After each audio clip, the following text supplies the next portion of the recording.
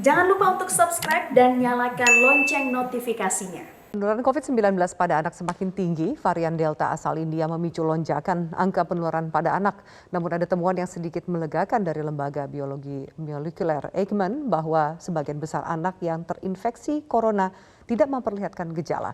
Kita akan mengulasnya secara mendalam bersama Kepala Lembaga Biologi Molekuler Eijkman, Profesor Amin Subandrio.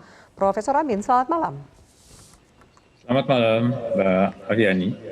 Iya, Prof, dari penelitian Lembaga Eijkman, 67,3% anak-anak yang positif COVID-19 tidak menunjukkan gejala. Mengapa bisa demikian? Apakah itu lebih baik atau justru lebih buruk karena tidak bergejala sehingga tidak bisa diketahui oleh orang tua? Ya, di satu sisi tentu kita melihat segi positifnya bahwa anak-anak ini mungkin memiliki kekebalan yang lebih baik terhadap virus, sehingga walaupun mereka di swabnya itu positif tetapi tidak menunjukkan gejala. Ya, tetapi di sisi lain tentu ini menyebabkan pengendaliannya lebih sulit, artinya pengendalian penularan. Karena bisa saja mereka menjadi sumber penularan buat orang-orang lain, baik yang sesama temannya, seumur rumahnya, teman-teman mainnya, maupun anggota keluarga yang lebih rentan yang di dalam rumah. Misalnya orang-orang dengan usia tinggi maupun mereka yang dengan komorbid. Apa yang harus dilakukan oleh para orang tua, Prof, ketika 67,3% anak-anak positif COVID-19 tidak bergejala? Dari mana mereka orang tua mengetahui sehingga bisa langsung mendapatkan perawatan bagi anak-anak itu? Ya, dari pengamatan yang kami lakukan, sebagian besar mereka itu tertularnya dari orang serumah atau keluarga yang mengunjungi, jadi orang dari luar yang mengunjungi rumahnya. Nah, jadi dari sudut penularannya memang mereka termasuk rentan untuk tertular. Ya. Nah, untuk mencegah itu tentu sama seperti yang untuk semua umur, bahwa kita juga harus melindungi mereka dengan melakukan protokol kesehatan. Setidaknya apabila pertama ada pengunjung yang dari luar, ada tamu sekalipun itu keluarga dekat, maka sebaiknya mereka juga agak menjauh atau diberi masker. Walaupun kita juga tahu anak-anak kecil, misalnya yang kecil sekali, umur 1 tahun atau di bawah 1 tahun, sulit untuk diminta untuk dipakai dikenakan masker. Ya, oleh karena itu sebaiknya dijauhkan. Yang kedua, apabila orang tua atau orang-orang serumah yang kerja di luar baru saja pulang dari pekerjaan mereka, ya dimanapun mereka kerja, karena risiko tertularnya kan bisa di tempat kerja atau di kendaraan umum.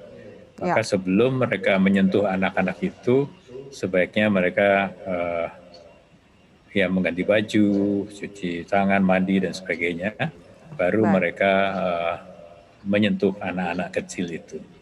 Baik, Prof. Amin, kita akan bahas lanjutannya usai jeda. Kita akan bahas kendati demikian tingkat kematian anak cenderung juga termasuk tinggi, kira-kira 3-5% dari total angka kasus kematian pasien COVID-19 di Indonesia. Saya minta tanggapan Anda. Usai jeda, tetaplah bersama kami.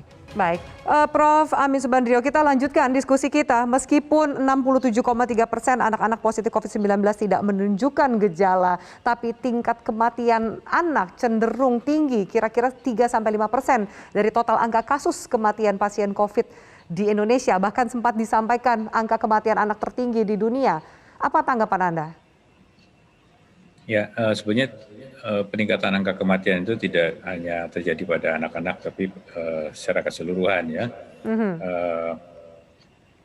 Itu disebabkan salah satu hipotesisnya adalah karena varian ini.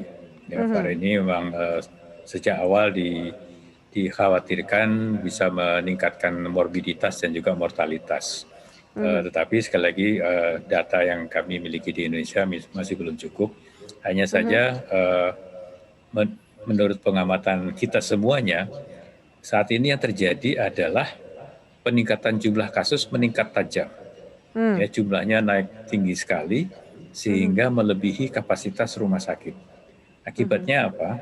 Kita melihat di berbagai daerah banyak sekali mereka-mereka yang membutuhkan perawatan itu tidak mendapatkan perawatan yang seharusnya. Nah, kelambatan perawatan ini yang sebetulnya lebih berpengaruh terhadap morbiditas dan mortalitas, baik Iya, untuk orang dewasa maupun anak-anak. untuk anak-anak. Ya. Iya, Prof. Amin, kami mendapatkan informasi bahwa ada di sejumlah daerah stok vaksin DPT dan stok vaksin wajib lainnya mengalami kekosongan. Bagaimana dengan tingkat kekebalan anak selama pandemi jika ternyata anak juga belum mendapatkan vaksin atau imunisasi wajib seperti vaksin DPT dan juga polio? Ya, betul sekali, Mbak. Jadi anak-anak itu memang membutuhkan perlindungan, makanya sudah diprogramkan untuk mendapatkan vaksin bahkan sejak lahir.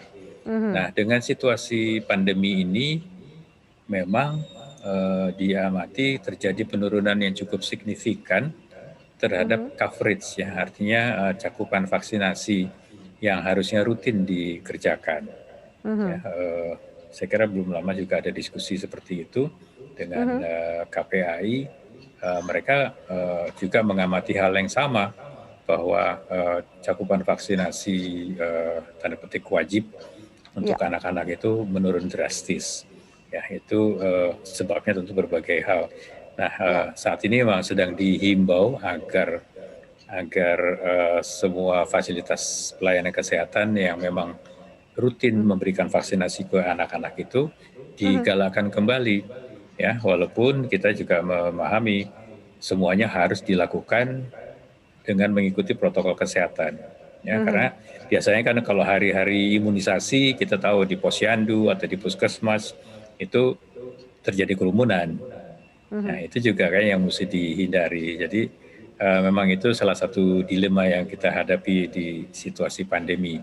Tapi Iya, sekali lagi kita semuanya harus tetap mengupayakan agar anak-anak kecil anak-anak bisa itu divaksin. utamanya mendapatkan imunisasi yang memang harus diberikan kepada mereka. Karena itu eh, melindungi mereka dari infeksi yang lain. Ya, kita juga mesti ingat bahwa yang mengancam kita saat ini tidak hanya Tidak hanya COVID. COVID-19, infeksi lain juga banyak di sekeliling kita.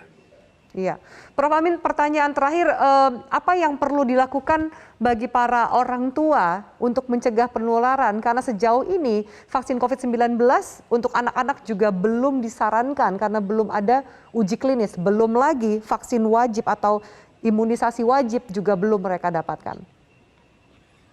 Ya, saat ini sudah ada perkembangan baru bahwa vaksin, ya salah satu vaksin dibolehkan untuk anak-anak di atas 12 tahun. 12 tahun. Ya, tapi untuk yang lebih kecil masih membutuhkan kajian lebih lanjut, ya. Idealnya memang semua umur harusnya terlindungi, ya, dari SARS-CoV-2 ini. Nah, pelindungan itu kan bisa pelindungan non spesifik dengan meningkatkan daya tahan tubuh secara umum. Nah, itu yang perlunya kita melindungi mereka dengan vaksin-vaksin lain itu, ya, Iya, agar mereka tidak menjadi lemah. Ya, sebab kalau mereka lemah tentu lebih rentan lagi terhadap SARS-CoV-2 ini. Ya, jadi baik. itu satu hal yang harus dilakukan berdampingan. Ya, kita menjamin atau mengupayakan agar vaksinasi rutin itu tetap berjalan. Ya, di sisi lain kita tetap melakukan kajian-kajian agar kedepannya kita bisa memastikan apakah vaksin yang ada ini aman buat anak-anak, baik yang di atas 12 tahun maupun yang di bawah, ya, Iya. bahkan sampai anak-anak kecil sekalipun. Baik. Terima kasih Prof. Amin Subandrio untuk waktu dan juga diskusi kita di Prime Time. Semoga bermanfaat bagi pemirsa kami.